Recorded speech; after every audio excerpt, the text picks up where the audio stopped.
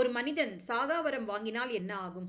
Alexander இந்தியாவுக்கு செல்லும் முன் இந்திய ஞானத்தை பற்றியும் ஞானிகளை பற்றியும் அதிசயங்களை பற்றியும் கேள்விப்பட்டிருந்தார். அதில் ஒன்று, வட இந்தியாவில் ஏதோ ஒரு குகையில் ஒரு சுனை இருப்பதாகவும் அந்த சுனை நீரை குடிப்பவர்கள் சாகாவரம் பெறுவர் என்பதுமாம். அலெக்சாண்டர் இந்தியாவிலிருந்து திரும்புவதற்கு முன் மிகுந்த பிரயத்தனத்திற்கு பின் அந்த குகையை கண்டுபிடித்தும் விட்டார். படைகளை பின்னே நிறுத்திவிட்டு அலெக்சாண்டர் மட்டும் முன்னேறி குகைக்குள் சென்றார். அது நீண்ட ஒரு குகை. குகையின் இறுதியில் சிறியதாக ஒரு சுனை இருப்பதை கண்டார். தண்ணீர் தெளிவாக சலனமற்று இருந்தது. அருகில் சென்றார், குனிந்தார், கவனமாக இரு கைகளையும் குவித்து தண்ணீரை அள்ளினார். என்ன ஒரு அற்புதம்! இனிமேல் சாவில்லை. உலகம் முழுவதும் செல்லலாம், உலகத்தை வெல்லலாம், மரணத்தை வென்றுவிட்டேன். அப்பொழுது ஒரு குரல் கேட்டது. தலையை நிமிர்த்தி பார்த்தார். எதிர்க்கரையில் மிகவும் சோகமான தோற்றத்துடன் ஒரு காகம் அமர்ந்திருந்தது. அது பேசியது. ஒரு நிமிடம். அலெக்சாண்டருக்கு ஆச்சரியம். காகம் தொடர்ந்தது. ஒரு நிமிடம்.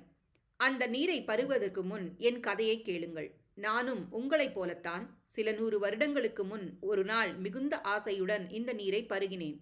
இந்த உலக சுகங்களை ஆசை தீர அனுபவித்தேன். இனி பார்க்க வேண்டியது எதுவும் இல்லை, அனுபவிக்க வேண்டியது எதுவும் இல்லை, எல்லாம் அலுத்துவிட்டது. என்னுடன் இருந்த உறவினர்களும் நண்பர்களும் இறந்து பல ஆண்டுகள் ஆகிவிட்டது. எனக்கு என்று எவரும் இல்லை. எனக்கு வாழவும் பிடிக்கவில்லை. இந்த நீரை பருகி சாகாவரம் பெற்றுவிட்டதால் இறக்கவும் முடியவில்லை. வாழ்க்கை மிகவும் நரகமாகிவிட்டது.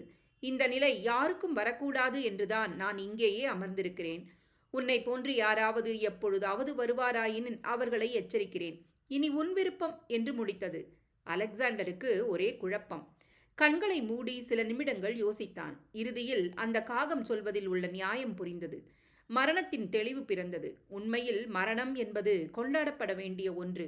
மானுட பிறவியின் துன்பங்களில் இருந்து விடுதலை, இறைவன் அடியில் பேரானந்தம் அடைவதே. படித்ததில் பிடித்தது.